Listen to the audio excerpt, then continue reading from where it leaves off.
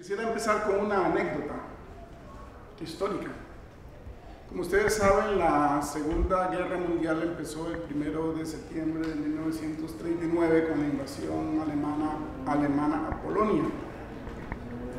En ese momento era rector de la Universidad de Varsovia, Łukasiewicz, el famoso lógico polaco, autor de una obra clásica sobre la silogística de Aristóteles. Y también es famoso por sus lógicas polivalentes, es decir, lógicas que tienen más de dos valores. En medio del estruendo y de la destrucción del bombardeo, Łukasiewicz buscaba en su biblioteca desesperadamente un libro que necesitaba, no solamente porque lo estaba leyendo con gran interés, sino porque quería salvarlo de la destrucción. Y el libro era una obra de Bull, de George Bull. Curiosamente, Łukasiewicz huye de Polonia y va a Reino Unido y acaba en Irlanda, donde murió, en Dublín, que es también donde murió George Bull. ¿Por qué fue tan importante Bull en ese momento y lo es todavía? Bueno, porque es el que logró darle una interpretación matemática a la lógica conocida, pero además conectar la lógica con algo tan aparentemente trivial como es la tecnología de las comunicaciones, gracias a la álgebra de Bull.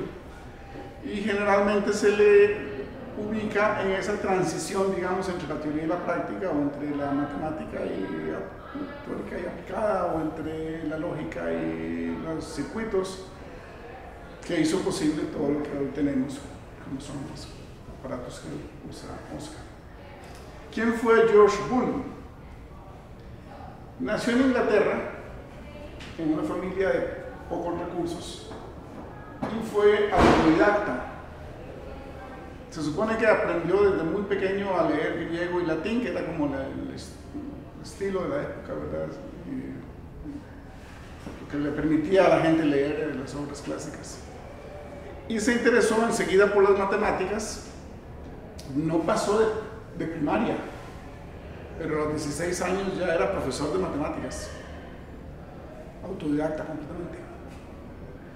Los biógrafos en biografías en lengua inglesa mencionan que gracias a que empezó a trabajar dando clases de matemáticas tan joven, pudo mantener a sus padres, a sus hermanos, en momentos de problemas económicos. Lo nombran profesor de matemáticas en Cork, Irlanda.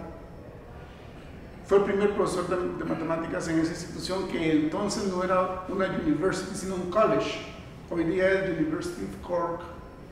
Y allí se conserva, aparte del recuerdo del gran profesor que murió allí en Cork, sino también hay varios institutos dedicados a continuar con la obra de George Bull. Murió muy joven, a los 49 años. Salió a caminar, o venía caminando, le cayó una aguacero encima y tenía clase, y en vez de cambiarse se fue a dar clase todo mojado, pescó una pulmonía, una neumonía, y desgraciadamente murió. Desde pequeño leyó mucho de filosofía, pero nada de Leibniz. Leyó Spinoza y curiosamente parte de su libro Las leyes del pensamiento de 1854 es una refutación matemática de Leibniz. Tiene una sección para refutar algunas de las ideas, de Spinoza.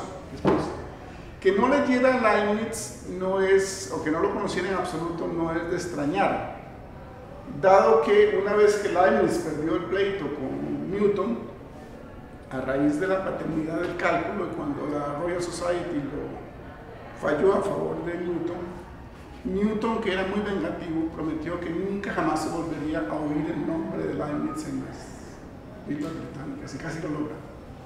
Porque fue gracias a que Charles Babbage, uno de los pioneros de la computación, que fundó la Analytical Society, que empezaron a usar la manera de escribir el cálculo al estilo de Leibniz.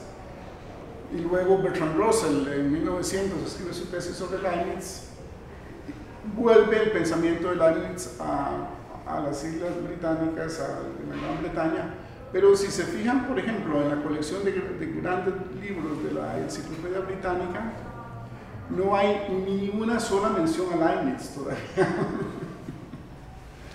O sea, ninguno de los 57 volúmenes de los grandes pensadores tiene ni una línea de Leibniz, pero tampoco está en nada de Leibniz, ni en los 10 libros introductorios, ni en los 10 libros complementarios que tienen textos adicionales. Es una historia muy curiosa porque Leibniz, por otra parte, se le adelantó muchísimo. Ahora que se acaban de publicar las obras de lógica de Leibniz en español, en una edición en español, el volumen número 5 de la editorial Comares, de las obras filosóficas científicas de Leibniz, donde se incorporan los ensayos de lógica, sobre todo los de 1679, nos damos cuenta de que en realidad Leibniz había hecho algo muy parecido a Boole. Lo único es que lo dejó entre un montón de páginas que nunca se publicaron y pasaron muchos años antes de que se fueran conocidos. Lo que voy a hacer es un viaje de vuelta más o menos rápido, porque empezando con esta mención de Boole, quisiera retroceder hasta Platón con una breve parada en Kant y de vuelta empezar por Aristóteles y llegar otra vez a Boole con una breve parada en Leibniz. ¿Por qué Kant? Porque hay un texto muy curioso de Kant, de una obra que se llama Lógica. En alemán tiene un subtítulo que no lo conservaron en inglés, que dice Manual para Conferencias. Es esta obra de Kant, 1800, donde dice lo siguiente, comillas: en los tiempos presentes no hay ningún lógico famoso, y ciertamente no necesitamos ninguna invención nueva para la lógica, pues esta contiene meramente la forma del pensamiento. Se cierran las comillas. No hay nadie famoso, pero además no lo necesitamos, dice Kant en 1800. Esto a su vez refuerza lo que dice Kant en la famosísima segunda edición de la Crítica de la Razón Pura, en el prefacio de la segunda edición de 1782, donde tiene un texto que ha pasado a la historia porque contiene uno de los errores más graves, digamos, para alguien tan famoso como Kant. Comillas: desde Aristóteles no ha sido necesario revisar de un solo paso de la lógica. También es de notar que hasta el día de hoy, 1782, esta lógica no ha podido avanzar ni un solo paso, se cierran las comillas. Y lo que explica es que como la lógica únicamente trata de las formas vacías del pensamiento humano, pensamiento, sin contenido ninguno, sujeto ninguno, por eso salió ya completa de Aristóteles según Kant. Y no solamente no ha necesitado ningún cambio, ni avance, ni modificación, sino que tampoco ha dado ningún solo paso nuevo, ni tampoco se necesita. Ahora, podemos preguntarnos brevemente cómo es posible que Kant llegara a esta conclusión, puesto que parece que simplemente no conoció la lógica de Aristóteles. La lógica, para empezar, la lógica de Aristóteles es modal, a pesar de que generalmente se olvida a la gente. Aristóteles constantemente habla de necesario, sí, en sus silogismos. La de Kant, por ejemplo, esta lógica no es modal, y aunque supuestamente está inspirada en la única lógica de Aristóteles, ni siquiera mencionaba modalidad. Segundo, la lógica de Aristóteles solo admite 3 figuras, no 4, como las que aparecen aquí, las famosas 4 figuras del silogismo. En Aristóteles solamente son posibles estas 3 por una razón muy sencilla, y es que el modelo de silogismo de Aristóteles es el bárbara de la primera figura, donde hay 3 proposiciones universales afirmativas, y es clarísimo y evidente que es válido. Entonces, por procedimientos de conversión de unas proposiciones en otras, Aristóteles busca traducir, transformar todos los silogismos en el bárbara, cosa que es imposible con la cuarta figura. Y efectivamente la cuarta figura es muy posterior, se suele atribuir a Galeno, aunque ahora dicen que no, que es hay antecedentes antes de Galeno. En tercer lugar, y esto es muy importante porque se ha notado hace más recientemente, es que en realidad no hay una sola lógica de Aristóteles, sino dos. Porque en el primero de su libro, Las Categorías, el modelo es el esquema sujeto-predicado. El sujeto ideal es el nombre propio, el individuo, Sócrates, ¿verdad? O Aristóteles, que corresponde a una sustancia individual. Y siguiendo la teoría de la predicación de Platón, el nombre propio solo puede ser nombre propio. Aunque le damos vuelta, sigue siendo nombre propio. Da igual decir Sócrates es sabio que sabio es Sócrates, pues Sócrates sigue siendo sujeto, no puede ser más que sujeto. El nombre propio no puede ser nunca predicado. Y además el nombre propio no puede negarse, no hay negación del nombre propio, puesto que la negación de una proposición es o bien la negación del predicado o bien la negación de toda la proposición. No podemos negar el nombre propio que corresponde al sujeto. Eso es en las categorías, el modelo del sujeto predicado, donde el sujeto es nombre propio. Pero en los libros de los analíticos, su gran obra, la obra extraordinaria de Aristóteles, una obra muy difícil de entender cómo es que surge una obra tan fuera de serie, tan extraordinaria, casi sin antecedentes. Allí, en cambio, el modelo es muy diferente, porque en los silogismos hay constantemente cambio de sujeto y predicado, y los nombres propios desaparecen. Lo que hay son clases, conjuntos, grupos. Hay pocos ejemplos, a Aristóteles no le gustaban mucho los ejemplos, pero lo que pone no es todos los seres humanos son mortales, Sócrates es ser humano, por consiguiente Sócrates es mortal, eso no. Lo que pone son conjuntos de animales, todos los animales que tienen garras, no tienen cuernos, los que tienen pezuñas con frecuencia tienen cuernos, y va haciendo combinaciones de conjuntos, de manera que en realidad hay dos enfoques en la lógica aristotélica. La lógica de Aristóteles, a su vez, sigue a Platón en un punto muy importante, y que parece se le olvidó a Kant. Y es que en el libro Fedón, en los párrafos 89 al 91 de Platón, es donde encontramos en Occidente la primera referencia a la lógica, donde Platón utiliza una analogía entre amigos y argumentos.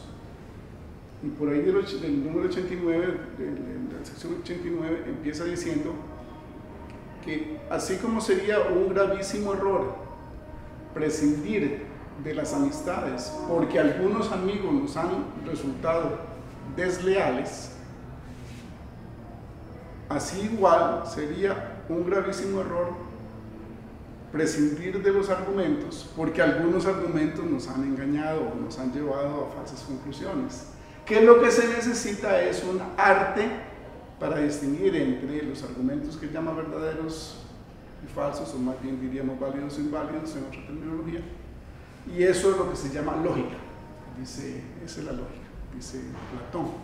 De manera que en Platón y en Aristóteles hay una clara intención de que la lógica sea una teoría de la inferencia para distinguir entre validez e invalidez, o verdad y falsedad formal. Todavía al final de las obras de Aristóteles, las obras lógicas tal como están ordenadas hoy día en las refutaciones sofísticas o refutaciones de los sofistas, en las últimas líneas Aristóteles vuelve a hablar de desenmascarar a los que nos engañan, dice, mediante la lógica.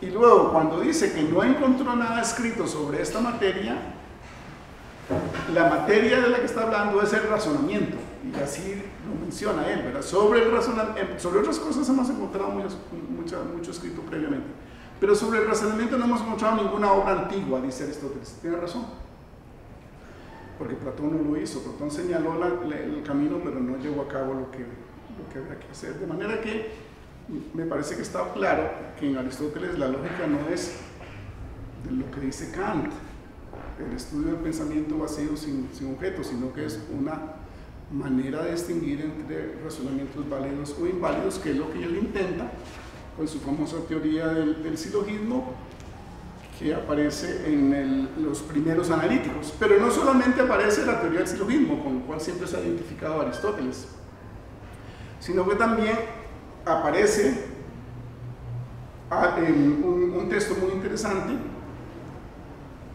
en los analíticos, en el capítulo 4 del segundo libro, Analíticos Primeros, donde claramente Aristóteles habla de lógica proposicional y menciona el modus ponens, el modus tollens y algo que podría interpretarse como la falacia del consecuente.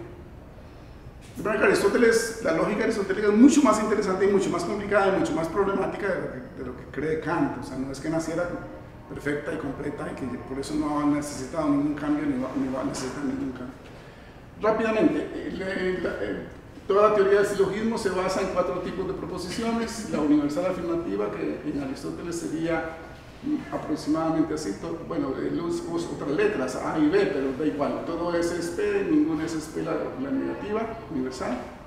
Luego la particular afirmativa y la particular negativa.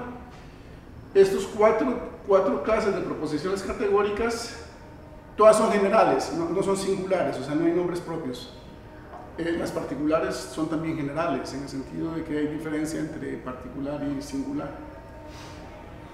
Si tomamos 4 tipos de proposiciones en grupos de 3, porque los silogismos son 3 proposiciones, y en 3 figuras en el caso de Aristóteles y en 4 en la lógica posterior, pues tenemos un número determinado de combinaciones, ¿verdad?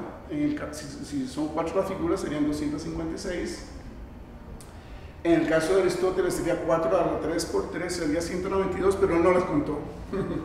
Curiosamente a nadie se le ocurrió contar las posibles combinaciones, sino hasta muy recientemente. Creo que tal vez fue Leibniz el primero, pero digamos, los escolásticos nunca se tomaron la molestia de ver cuántas posibles combinaciones había de 4 proposiciones en grupos de 3, es 4 a la 3 multiplicado por 4. Esta es la famosa tabla de oposiciones. Las 2 universales, la afirmativa y la negativa,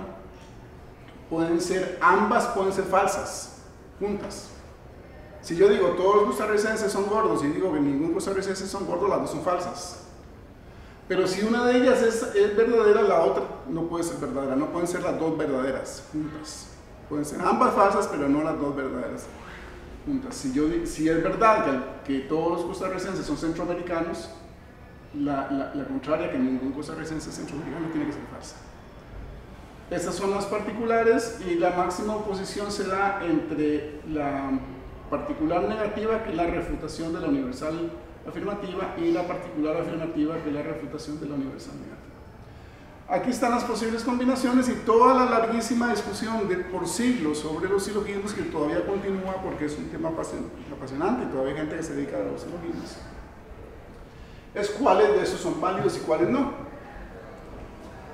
Eso depende de un punto muy importante en el cual ha habido un cambio grande entre Aristóteles y nuestros días, que es cómo interpretar las proposiciones universales. Si las proposiciones universales implican existencia o no. Si cuando hablamos de que todo es siempre estamos hablando de algo que existe, o si tenemos que prescindir de la existencia. En Aristóteles y en toda la tradición, incluso Leibniz, se presupone que estamos hablando de cosas existentes. Entonces hay formas silogísticas como el daraptive en la tercera figura, que aunque las premisas sean universales, la conclusión es particular y se consideró válido por siglos de siglos, aunque hoy día diríamos no es válido, a no ser que le añadamos otra premisa, que es existe aquello de lo que estamos hablando. Ese es un punto fundamental de discusión en la tradición aristotélica. Aristóteles y los escolásticos y toda la tradición sobre los silogismos ponen una serie de normas. Por ejemplo, de 2 proposiciones negativas no se concluye nada, de 2 proposiciones particulares tampoco se concluye nada. Y hay un principio general que dice que la conclusión siempre sigue la parte más débil. Si una de estas premisas es negativa, la conclusión ha de ser negativa, y si una es particular, la conclusión debe ser también particular. Pasaron los siglos y como estamos ahora de regreso hacia Bull, hagamos una parada en Leibniz, 1646-1716. El próximo año se conmemoran los 300 años de su muerte y va a haber un acontecimiento de grandes proporciones en Hannover, en Alemania, la ciudad donde él fue bibliotecario la mayor parte de su vida y donde se conservan los más de 100.000 papeles que dejó escritos y otros recuerdos, entre ellos la máquina de calcular. Todo eso está en un instituto. Hay una universidad en Hannover que se llama la Universidad Leibniz y los trabajos sobre Leibniz los dirige, en este momento es un chino, Wen Chaoli, estuvo aquí en Costa Rica en el primer congreso iberoamericano sobre Leibniz que tuvimos en el año 2012. La red iberoamericana Leibniz, a la cual pertenecemos nosotros en Costa Rica, un grupo, asocia, agrupa gente de España, Portugal y toda América Latina, ha tenido una participación muy intensa en los estudios leibnizianos. Los españoles de la Universidad de Granada están publicando esa colección en 20 volúmenes, que ya han salido 8, y fue realmente, digamos, para los que nos interesa la lógica y la historia de la lógica, fue muy impresionante ver la edición de los ensayos por primera vez en español, después de tantos siglos. Algunos ensayos fascinantes porque claramente Leibniz se adelanta en un montón de puntos, pero por ejemplo aquí en la representación de las proposiciones universales, al representar la universal afirmativa utilizando un conjunto y el complemento del otro conjunto, que es un truco para poder entonces reducir todo a cero o a este simbolito que significa alguno. De otra manera no podemos reducir a cero. Entonces si decimos todos los costarricenses son centroamericanos, eso es equivalente a decir que los costarricenses que no son centroamericanos son iguales a cero. Entonces las dos proposiciones universales las podemos reducir a cero, y eso simplifica muchísimo los cálculos y la representación gráfica de los silogismos. Pero luego más adelante otro discípulo, un seguidor de Poole, que es Ben, además logra simplificar todo, también poniendo ceros en todos los lados, haciendo, en vez de utilizar un simbolito para alguno, haciendo estas proposiciones, estas particulares, como diferentes a cero. Entonces ya, digamos, se va simplificando. La lógica no es para pensar más, sino para pensar mejor.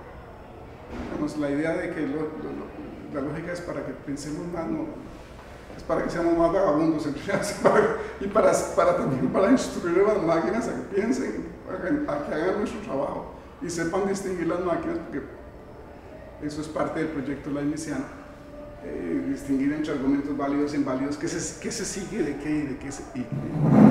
Un poquito más sobre Leibniz, porque es fascinante. Primero, el proyecto. Leibniz tiene claro que para desarrollar la lógica se necesitan dos cosas: un vocabulario sin ambigüedad, lo más preciso posible, y segundo, un cálculo. El vocabulario obviamente es algo más que vocabulario, es un lenguaje, tiene que tener reglas, y Leibniz pasó durante toda su vida tratando de crear un lenguaje que fuera perfecto, a veces incluso transparente, que no se necesitara ni siquiera un diccionario para entenderlo. Por ejemplo, no entendemos las caricaturas aunque no tengan texto, ¿verdad? Él creía que se podía lograr un idioma, en algún momento lo pensó, tan transparente que ni siquiera fuera necesario aprenderlo. Pero claro, nunca lo logró tampoco. Pero en todo caso, sus proyectos de lenguaje incluían siempre, sus proyectos de renovación de la lógica incluían siempre un lenguaje y un cálculo. Segundo punto muy importante en Leibniz, que luego lo encontramos en Boole, es la ampliación del álgebra. La ampliación de qué es lo que significa el álgebra. Hasta entonces, y todavía después de Leibniz, hasta el siglo XIX, álgebra eran letras para representar números, ¿verdad? De manera que si teníamos, como en secundaria, que si tenemos, por ejemplo, que A más B es igual a B más A, lo entenderíamos como 2 más 4 es igual a 4 más 2, ¿verdad? Tendemos a poner números en las letras. Ya en Leibniz existe la idea de que en realidad no se tiene por qué limitar a números, podría ser cualquier operación, por ejemplo, que sea conmutativa.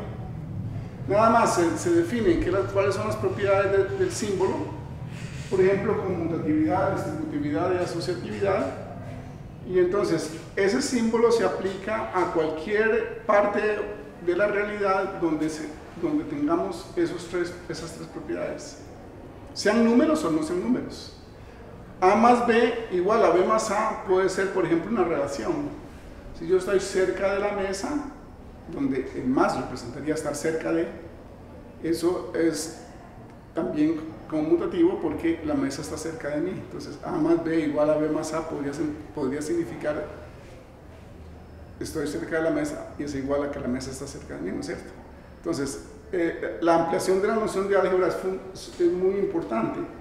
En Leibniz también existe la idea del principio general de que pensar es calcular y que todo se puede reducir a números y todos los números se pueden reducir a solo dos, que es el 0 y el 1. La historia es interesantísima porque es a propósito de los chinos. Leibniz tenía una enorme admiración por China y un contacto constante con los misioneros en China, y entonces le mandaron el famoso I Ching, los hexagramas del I Ching, y él se dio cuenta de que era una manera de contar utilizando nada más ceros y unos, de tal manera que se puede construir. Cualquier número se puede reducir, como lo hacen las computadoras, a ceros y unos. No solamente cualquier número, sino cualquier noción. Eso está en Leibniz. También es muy importante que ya en Leibniz se distingue entre validez semántica y validez sintáctica, y se formula claramente el principio de la validez semántica, que es lo que funciona todos los días en nosotros, que cuando encontramos premisas verdaderas, pero la conclusión es falsa, una luz roja se nos enciende, ¿verdad? Algo está mal. María se casó con Juan. Juan es el viudo de María, por consiguiente María se casó con su viudo. Algo raro, ¿verdad? Siempre que tenemos premisas que pueden ser verdaderas y la conclusión falsa, se nos enciende. Esa es la validez semántica, según la cual un argumento válido tiene que tener una estructura tal que no permita de ninguna manera la combinación de premisas verdaderas con conclusión falsa. Dicho de otras maneras, la verdad es una propiedad que se hereda. En lógica suele hablarse de la heredabilidad de la verdad, porque si las premisas de un argumento válido son verdaderas, la conclusión tiene que ser verdadera. La falsedad no sale de la verdad.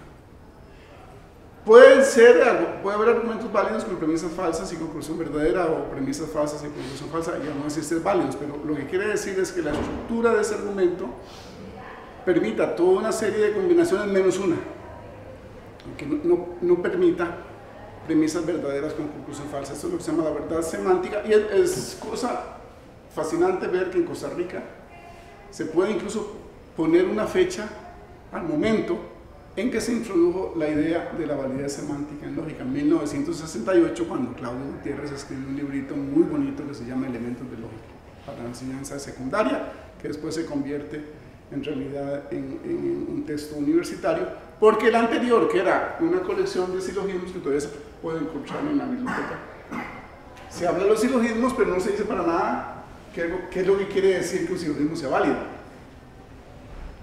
Pero no solo de Costa Rica, es una tradición larga.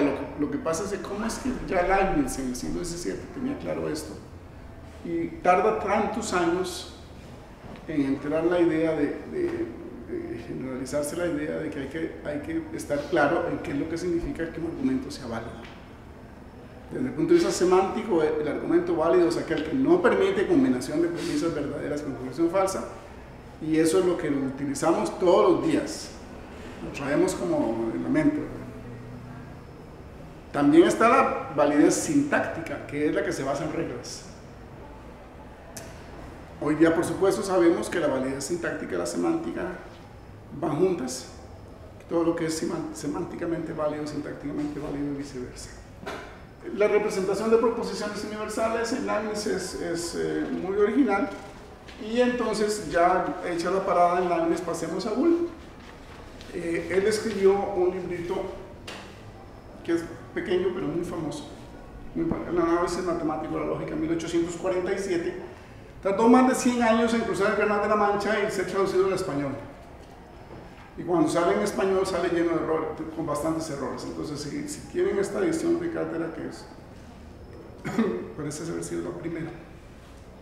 Creo que hay otra edición en Chile, pero no la he podido localizar antes que esta. Tampoco sé si es. Esta es la primera en España. Y desgraciadamente, si la leen, encontrarán con que con frecuencia no puede ser de los instrumentos que aparecen. ¿Qué es lo que hace Boole? Él se da cuenta de que si representamos las proposiciones famosas, las proposiciones aristotélicas o categóricas, utilizando símbolos de las matemáticas, entonces podemos transformar la lógica de los silogismos, pero también la lógica proposicional, que es más básica, en una parte de las matemáticas, o por lo menos algo que puede ser tratado matemáticamente. Y para ello, el procedimiento es muy sencillo, es volver al 0 y al 1, interpretar el 0 como la clase vacía en lógica cuantificada, los silogismos es lógica cuantificada, y el 1 como el universo, que puede ser todo cuanto existe y podemos imaginar, o puede ser una porción que limitamos para los propósitos de un razonamiento o argumentación.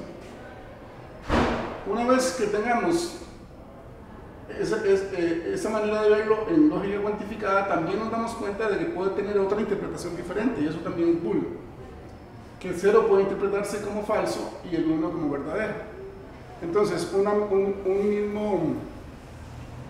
misma representación de un argumento puede interpretarse una misma representación matemática booleana puede interpretarse en lógica cuantificada, en lógica proposicional, pero además también como álgebra booleana, donde el 0 lo que significa es apagado, una corriente que está apagada, un circuito por el cual no pasa corriente, y el 1 es encendido, ¿verdad? Entonces, de la gran dignidad de la noción de verdad pasamos a algo tan trivial como que está encendido una bombilla. Esa es la analogía. Y de la fatalidad de la falsedad de la cual huimos, se pasa por la analogía a una noción también trivial, pero funciona, porque el cálculo funciona para ambas cosas. Como es que esté apagada la bombilla o la cocina, o lo que sea, porque no pasa corriente por el circuito. Una vez que tenemos entonces ceros y unos, vean cómo se representa todo ese P. Él utiliza X y Y y pone muchos ejemplos, pero yo no sé por qué le fascinan las ovejas. Había muchas, o hay muchas en el Reino Unido y en Irlanda. Porque, digamos, supongamos que la proposición universal es todas las ovejas son negras. Es falso, pero algo más sencillo, todas las ovejas son herbívoras, ¿verdad? Entonces, X sería ovejas y Y herbívoras, pero 1 menos Y es el complemento, es lo contrario, es el universo menos ese conjunto, esa clase. Entonces, esto se vería ovejas no herbívoras igual a 0, no hay ninguna. Costarricenses no centroamericanos igual a 0, que es lo mismo que decir todos los costarricenses somos centroamericanos. O sea, es el mismo mecanismo que utilizó Leibniz para la representación de una proposición universal afirmativa, sin embargo reduciéndola a 0, que es usando el complemento del otro conjunto. Si no hay ninguna oveja negra, las ovejas negras son iguales a 0, que es la negativa, universal negativa. Aquí todavía tropieza con el uso de este símbolo, que es un estorbo, igual que había tropezado Leibniz, porque representa las particulares como iguales a V, que significa alguno. Eso le obliga a estar advirtiendo de que por el hecho de que eso sea igual a V y eso sea igual a V, no quiere decir que eso sea igual a esto, pues un principio muy básico de lógica es que dos cosas iguales en la tercera son iguales entre sí. ¿Verdad? Si esto es igual a V, esto es igual a V, deberían ser iguales a otras cosas, pero si no hay que interpretarlo de esa manera. Bueno, limitaciones de sus matemáticas en ese momento. Pero lo curioso es que con esta representación, entonces puede representar cualquier silogismo y probar matemáticamente su validez. Entonces, sin necesidad de recordar ninguna regla y además mostrando matemáticamente si algo es válido simplemente por procedimientos matemáticos, aunque son un poco acomodaticios a lo que él hace. Para ponerles un ejemplo, veamos un argumento de la primera figura, es esta, con todo universal afirmativo, que es la famosa Bárbara, que sería todo M es P, M es el término medio, todo S es M, y la conclusión, por consiguiente, también es A. Todo S es P. Todo M es P.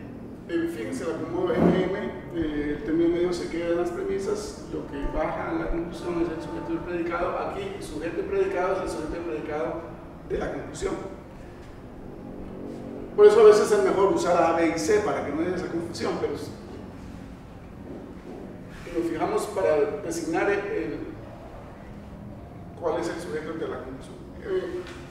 La primera premisa nos quedaría así: x 1 menos y igual a 0. La segunda, z 1 menos x igual a 0. Y la conclusión sería z 1 menos y igual a 0.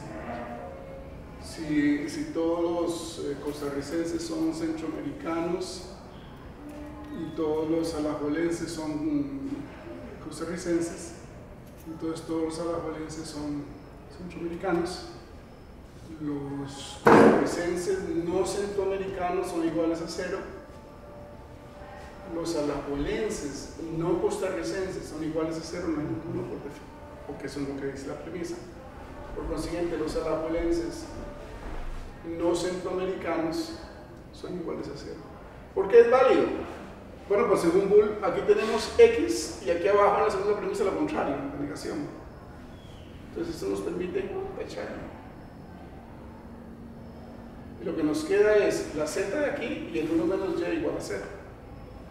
Matemáticamente hemos probado, sin necesidad de aprendernos todas aquellas cosas que les enseñaban a los pobres estudiantes de la Edad Media, que estos silogismos, para saber si eran válidos o no, tenían que aprenderse unos versos: Bárbara, celare, dari, ferio, celare, camestres, vestido, barocco, darap, que eran las formas válidas, sobre las cuales había mucha discusión, pero por lo menos sobre las dos primeras figuras, en particular sobre la primera, no había ninguna.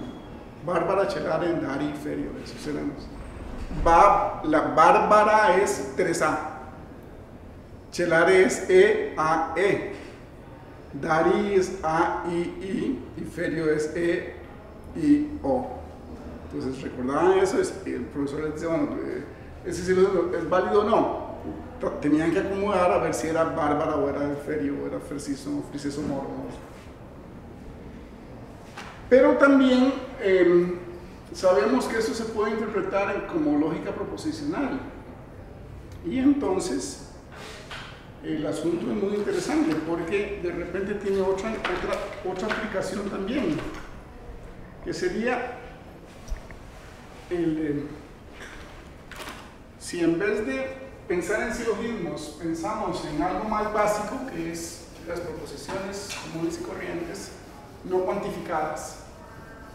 Entonces, este símbolo x,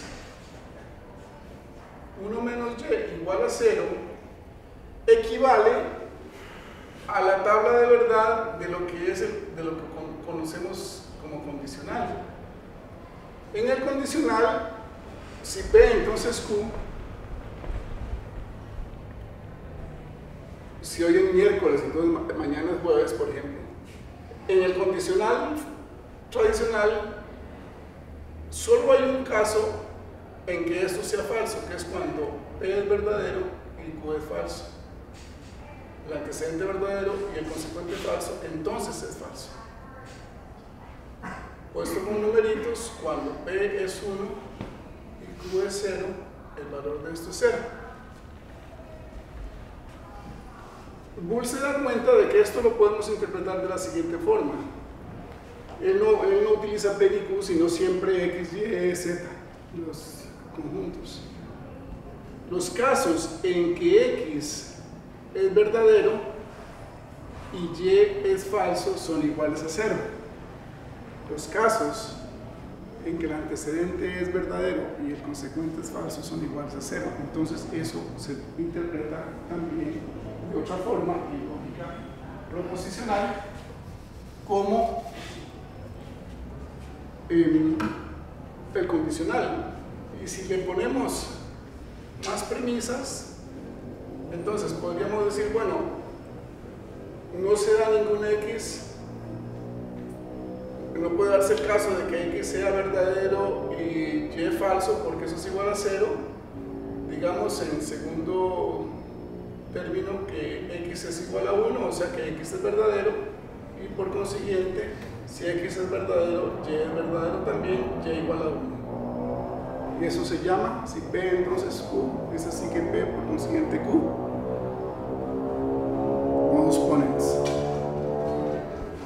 Y el modus ponens él lo prueba muy sencillo. Si X es igual a 1, o sea, X es verdadero, quitamos la X aquí, ponemos 1, y por simple álgebra, 1 por este paréntesis, nos queda 1 menos Y igual a 0, Y igual a 1. Nada más recuerden el álgebra elemental de secundaria. Al revés, si del mismo condicional, como primera premisa, X, 1 menos Y igual a 0, ponemos ahora que Y es falso, Y igual a 0, entonces la conclusión es que X también es falso, y eso se llama modus tollens. Si P entonces Q, aquí, es así, que Q es falso, por consiguiente P también es falso, X es igual a 0. Y de nuevo, no hace falta más que las matemáticas más elementales para probarlo, porque si Y es igual a 0, aquí ponemos 0 en vez de Y, entonces nos queda X, 1 menos 0 igual a 0, y si hacen las matemáticas, si recuerdan el álgebra de secundaria, eso da 0. Así se puede construir toda la lógica, pero lo fascinante de Boole es que da un paso más y se mete a cosas como aparatos. 1 y 0 también significa apagado y encendido. Entonces, imagínense que eso es una corriente eléctrica que va por un cable, pero que tiene dos interruptores. Cuando está levantado, no pasa la corriente, ¿verdad? Para ponerlo gráficamente, no es que los interruptores sean así, pero digamos, lo que quiere decir es que está levantado. Eso quiere decir no P, digamos, lo contrario, sería falso o apagado. Entonces, aquí no se va a encender esa bombilla, pues no le llega corriente. ¿Cómo hacemos para que le llegue la corriente? Tiene que estar abajo todos los interruptores que tengamos, uno o los que sean, ¿verdad? Y eso es lo que se llama conjunción. La tabla verdad de la conjunción en lógica exige que si yo tengo P y Q, para que sea verdadero P y Q, tiene que ser verdadero tanto P como Q. Para que la bombilla esté encendida, tiene que estar encendido, o en este caso bajo, conectado, todos los interruptores que haya. Pueden ser uno, pueden ser 1000. Basta con que uno esté desconectado para que no se encienda la bombilla. Aquellas, recuerdan hace años las bombillillas de los árboles de Navidad, que venían como en serie, entonces se quemaba una, no se encendía ninguna y eran un montón. Ya las de ahora no, pero yo recuerdo que tenía que entonces botar uno todo o ver cuál era la que estaba quemada, porque eso funcionaba exactamente como la conjunción. O sea, aquí es la lógica traducida a cocinas y computadoras. Pero también puede ir en paralelo. Digamos, aquí hay dos posibilidades de que pase la corriente. Entonces, ¿cómo se encendería la bombilla? Bueno, con que se baje uno o el otro, o los dos. Y esto se llama disyunción. Bueno, en este caso no, porque estaban apagados los dos, pero si conectamos solo uno, y la disyunción P o Q es verdadera cuando, la disyunción débil, cuando uno o los dos de las variables son verdaderas.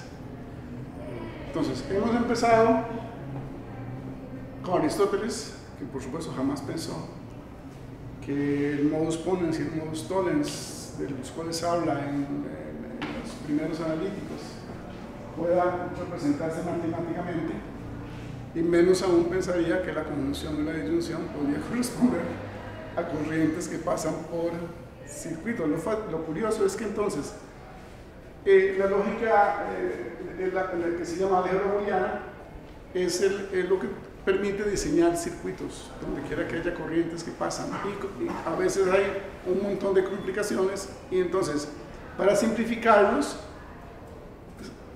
eso se traduce a símbolos lógicos, se operan con las reglas del cálculo y eso se pasa a la aplicación tecnológica y funciona. El que se dio cuenta ya de la aplicación de las álgebras booleanas a la teoría de la comunicación es un autor posterior, Shannon, ya del siglo XX.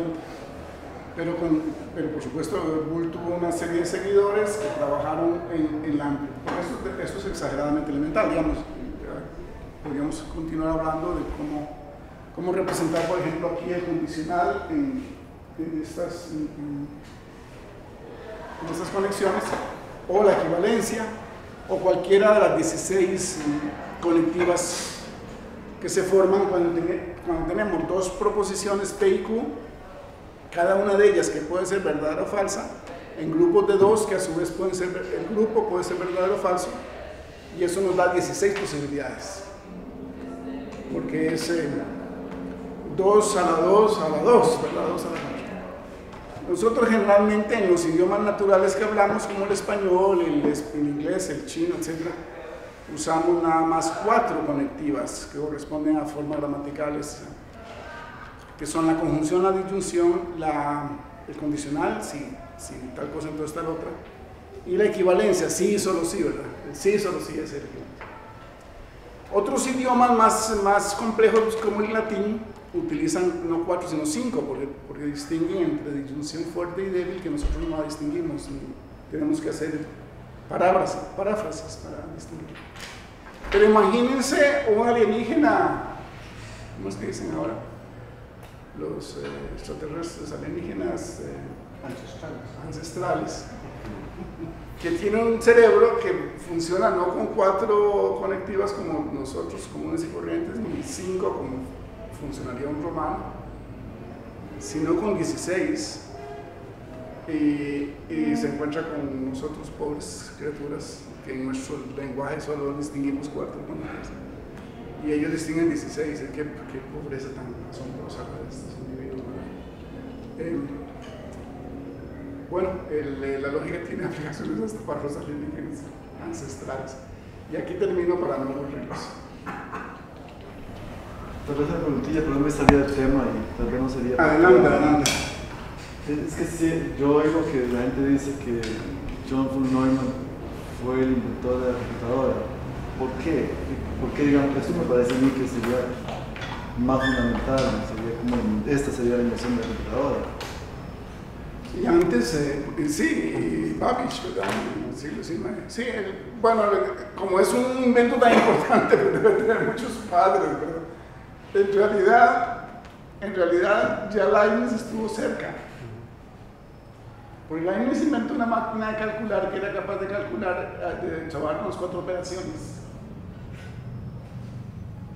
Él a su vez redujo todos los números a ceros y unos y pensó que todo lo que pensamos nosotros puede expresarse en forma numérica. Lo único es que se equivocó porque creía que era asignando un número característico a cada concepto, lo cual no funciona, ¿verdad? Él siguió en eso a Raimundo Lulio, que había inventado una maquinita, entonces se ponían los conceptos, se mezclaban y salían combinaciones para generar proposiciones verdaderas. Pero la manera como funcionan las computadoras no es asignando un número característico a cada concepto, idea o lo que sea, sino reduciendo todo a ceros y unos, pero los ceros y unos digamos, eso ya se combinan en infinitas maneras, en innumerables formas, para representar cualquier cosa. Si Leibniz resucitara, diría, mira, yo me equivoqué, pero qué cerca estuve. Porque tenía todos los elementos, digamos, la máquina de calcular, la reducción de todas las ideas a números y la reducción de todos los números a ceros y unos. Pero lo que le faltó es, bueno, traducir ahora los ceros y unos a encendido y apagado. Eso no llegó ahí. Por supuesto, la máquina de Leibniz es manual, no es eléctrica. Entonces no tenía mucho sentido tampoco hablar de encendido y apagado. Hace muchos años, cuando yo era joven, hace muchísimos años, uno usaba unos aparatitos, eran unas maquinitas muy lindas, todavía se conservan en museos, para hacer las 4 operaciones. Era de una marca sueca, fácil. Tenía giraba pieza rotatoria. Según la dirección en que iba, se distinguía entre sumar y restar, pero para multiplicar y dividir se apretaba una tecla, entonces uno tenía una pantallita, giraban los números y salían el resultado. Entonces eso es básicamente la máquina de Leibniz. Se atribuye a von Neumann, pero yo creo que hay mucha gente, porque digamos, el papel de Shannon en teoría de la comunicación es también fundamental. O sea, él creó el famoso esquema de lo que ocurre, que es aplicable a todas las comunicaciones, toda forma de comunicación, que también no solamente entre personas, sino entre máquinas, entre una máquina y una persona, o entre una máquina y otra máquina. De manera que las computadoras tienen muchos antecedentes. Se juntan un montón de ideas para generar los ordenadores que llaman. Yo no sé cuán arriesgado puede ser esto, pero me pregunto si usted encuentra entre Boole y Frege algún tipo de conexión. Gracias por la pregunta, porque yo no mencioné para nada a Frege. Frege sí conoció a Leibniz, leyó a Leibniz, y lo menciona en el Begriffsschrift. Frege es el primero que no usa símbolos tomados de las matemáticas para representar esto que estamos representando aquí. Él lo que hace es, usa una rayita para la afirmación, para afirmar, otra raya horizontal para el contenido de una proposición. Aquí está la proposición, y si queremos negarla le ponemos una cosita aquí, y si queremos representar el condicional, entonces lo que hacemos es esto. Si A, entonces B se escribe así. Y si queremos ponerle más antecedentes, si C, entonces A, entonces B. Y si queremos negarlo, que podemos negar aquí o aquí o aquí. Eso es típico de Frege, y Frege es el gran lógico del siglo XIX, Su Begriffsschrift de 1867 es la primera gran obra realmente comparable con los analíticos de Aristóteles. Pero ahí el enfoque es diferente, porque en Frege es más bien al revés. Ya no son las matemáticas que engloban a la lógica como hacen con un Boole, donde la lógica es la parte de las matemáticas que trata en donde se aplica la ley del índice en Boole, que es ceros y unos. Si tenemos ceros y unos, entonces x a la n es igual a x. Y para Boole eso sería la lógica. Para Frege al revés, para Frege las matemáticas quedan subordinadas a la lógica. Y es una discusión que sigue hasta nuestros días. Si usted abre, por ejemplo, el libro de lógica matemática, los libros de lógica matemática escritos por matemáticos, como de Monk, generalmente lo que dicen es que la lógica es parte de las matemáticas porque la lógica es una función recursiva donde de lo que se trata es de resolver si algo es válido o inválido, verdadero o falso, verdadero formalmente o falso formalmente, y eso se resuelve por algoritmos de aplicación recursiva, es decir, hay un algoritmo que se aplica a todos los casos parecidos y se va construyendo siempre es posible saber si algo es verdadero o falso, excepto la lógica modal, que no es extensional. Entonces la lógica, mientras sea extensional, es parte de las matemáticas y se estudia como unas funciones recursivas. Eso es Monk. Pero si ve, por ejemplo, el libro clásico de Carl Boyer sobre la historia del cálculo, al final, en las últimas líneas, él discute sobre qué son las matemáticas. Y nos dice que las matemáticas es la lógica simbólica de todas las relaciones posibles. Entonces, más bien ahí la noción de lógica es más amplia, ¿verdad? Porque uno puede pensar, bueno, si la lógica es parte de las matemáticas, ¿qué le ocurre al resto de las matemáticas? No son lógicas, ¿no? Pero por otra parte, si uno dice, bueno, si las matemáticas, si la lógica está por encima de las matemáticas, entonces hay algo que se escapa de las matemáticas. Bueno, hay gente que diría que no, nada se escapa de las matemáticas. Hasta el lenguaje natural se puede reducir a la forma de las matemáticas, que es la posición por ejemplo, de Montague. Y creo que prácticamente todo se puede, hasta, bueno, la música no digamos, la música en la media parte de la aritmética, está conectada con la aritmética. O sea, la noción de números es tan amplia y las nociones de matemáticas son tan amplias que están por todas partes. Déjenme volver a la frase de Kant, porque es que esa frase es tan impresionante.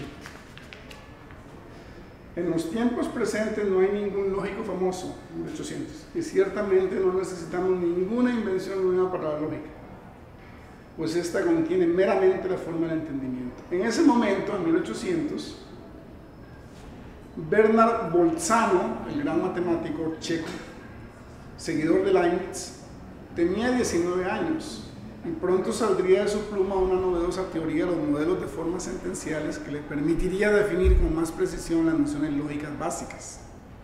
En 1800, William Hamilton tenía 12 años, era muy joven, otro gran lógico del siglo XIX, por lo que podemos suponer que aún no había pensado en la cuantificación del predicado que aparece en su libro Lectures on Logic en 1861. 2 años después de la muerte de Kant, que murió en 1804, nació Augustus de Morgan, cuyas obras First Notions of Logic y Formal Logic claramente se inscriben en la revolución que dio como figura señera a George Boole. El siglo XIX, en el que Kant no quería ninguna invención para la lógica, porque no la quiere, es decir, ciertamente no lo necesitamos.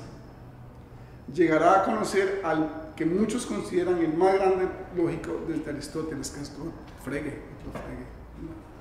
En eso yo creo que todos están de acuerdo. O sea, Frege es una figura tan absolutamente fuera de serie que culmina la revolución, que empieza con Boole, culmina en una figura mucho más interesante pero los méritos de Boole son son indudables. Yo creo que aquí podemos parar. Un aviso.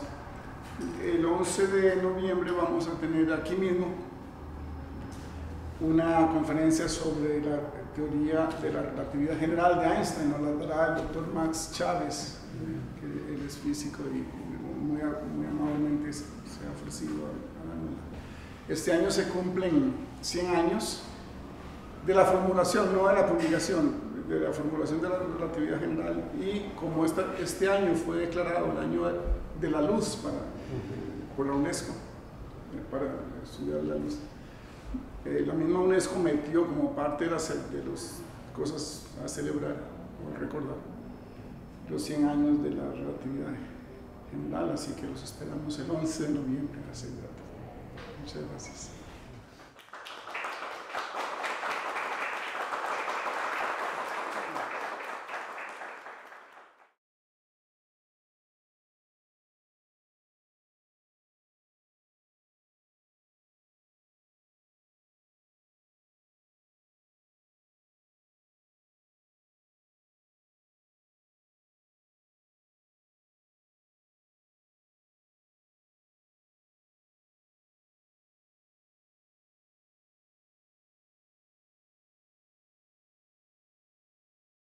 Quisiera empezar con una anécdota histórica. Como ustedes saben, la Segunda Guerra Mundial empezó el 1 de septiembre de 1939 con la invasión alemana a Polonia. En ese momento era rector de la Universidad de Varsovia, Łukasiewicz, el famoso lógico polaco, autor de una obra clásica sobre la silogística de Aristóteles. Y también es famoso por sus lógicas polivalentes, es decir, lógicas que tienen más de 2 valores. En medio del estruendo y de la destrucción del bombardeo, Łukasiewicz buscaba en su biblioteca desesperadamente un libro que necesitaba, no solamente porque lo estaba leyendo con gran interés, sino porque quería salvarlo de la destrucción. Y el libro era una obra de Boole, de George Boole. Curiosamente, Łukasiewicz huye de Polonia y va a Reino Unido y acaba en Irlanda, donde murió, en Dublín, que es también donde murió George Boole. ¿Por qué fue tan importante Boole en ese momento y lo es todavía? Bueno, porque es el que logró darle una interpretación matemática a la lógica conocida, pero además conectar la lógica con algo tan aparentemente trivial. O sea, ninguno de los 57 volúmenes de los grandes pensadores tiene ni una línea de Leibniz, pero tampoco está en nada de Leibniz, ni en los 10 libros introductorios, ni en los 10 libros complementarios que tienen textos adicionales. Es una historia muy curiosa porque Leibniz, por otra parte, se le adelantó muchísimo.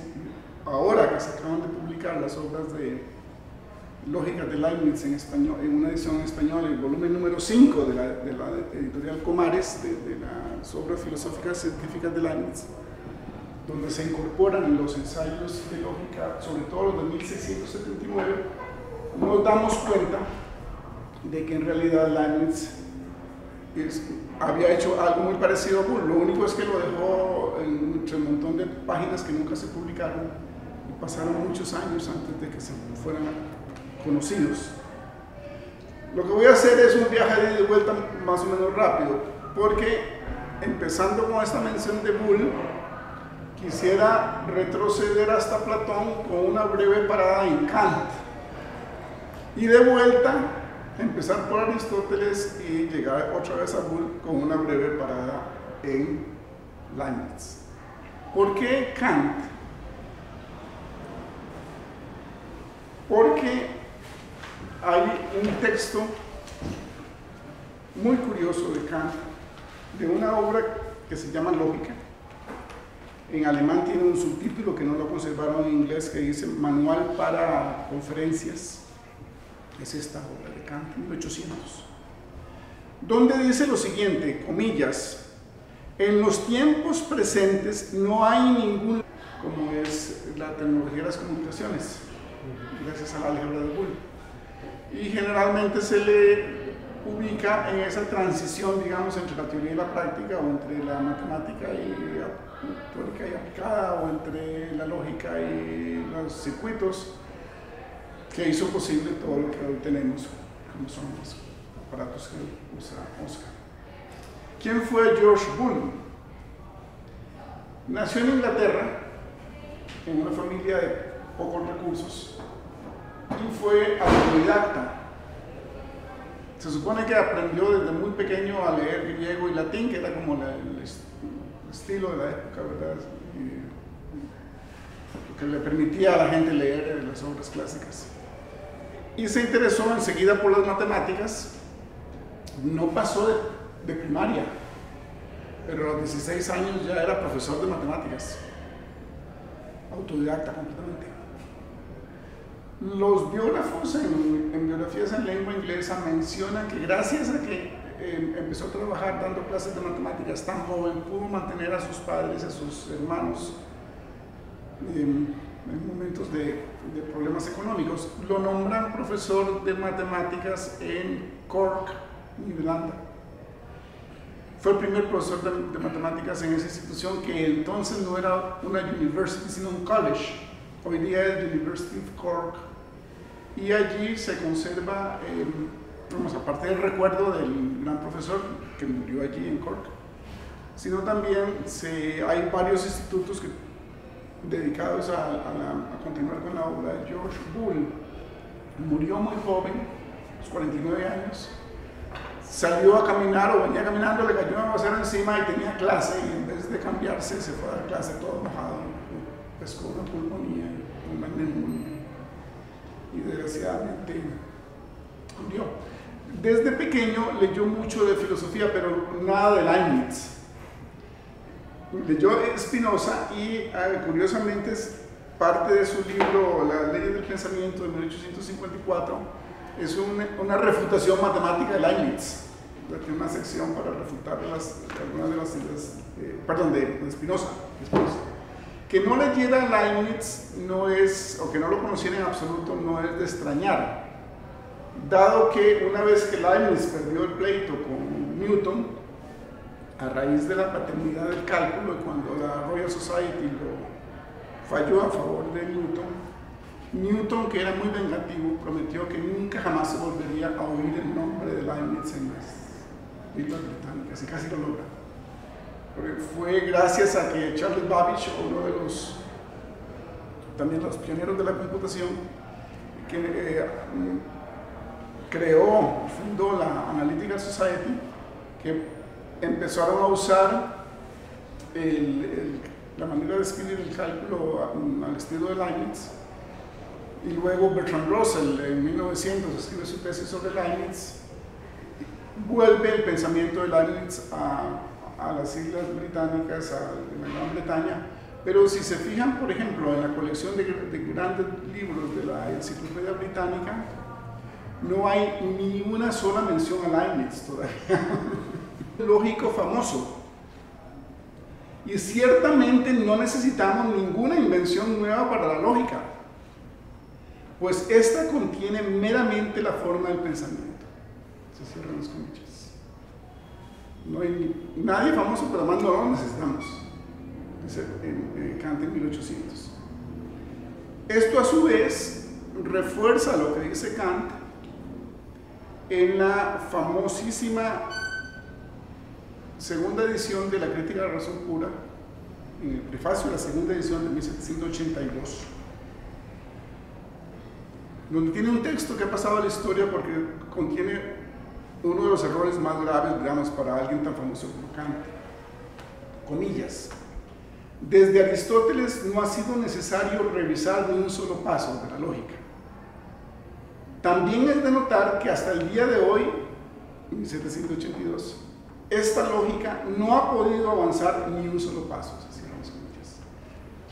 Y lo que explica es que como la lógica únicamente trata de las formas vacías del pensamiento humano, pensamiento sin contenido ninguno, sujeto ninguno, por eso salió ya completa de Aristóteles según Kant. Y no solamente no ha necesitado ningún cambio, ni avance, ni modificación, sino que tampoco ha dado un solo paso nuevo, ni tampoco se necesita. Ahora, podemos preguntarnos brevemente cómo es posible que Kant llegara a esta conclusión, puesto que parece que simplemente no conoció la lógica de Aristóteles. La lógica, para empezar, la lógica de Aristóteles es modal, a pesar de que generalmente se olvida a la gente. Aristóteles constantemente habla de necesario, sí, en sus silógicos.